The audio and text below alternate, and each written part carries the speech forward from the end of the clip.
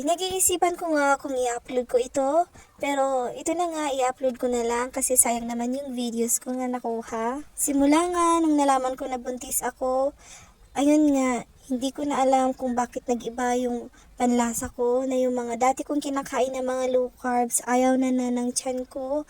Kaya ayun, nag-crave ako ng Jollibee. Chicken sana yung orderin ko dito, pero hindi ko alam meron pala silang nuggets, kaya umorder na lang ako ng nuggets, fries at saka spaghetti. Maselan talaga ako pagdating sa pagkain tuwing naglilihi ako. Pero kinukumpara ko nga nung una kong buntis, hindi masyado ngayon. Okay pa naman.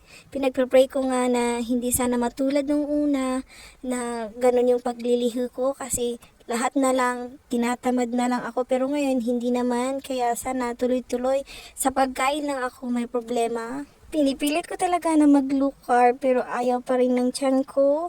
Kaya nahihirapan talaga ako at napansin ko nga na medyo lumaki na yung tiyan ko dahil sa mga high carb sa mga kinakain ko. Itutuloy ko na lang ang pag-low carb ko kapag matapos na akong maglihi. Go back na tayo sa kinakain ko. Ayun na nga, umorder ako ng nuggets. Paring-pareho sa lasa ng McDo. Pinagkaiba lang ay sa sauce nila. May sriracha with mayo sila.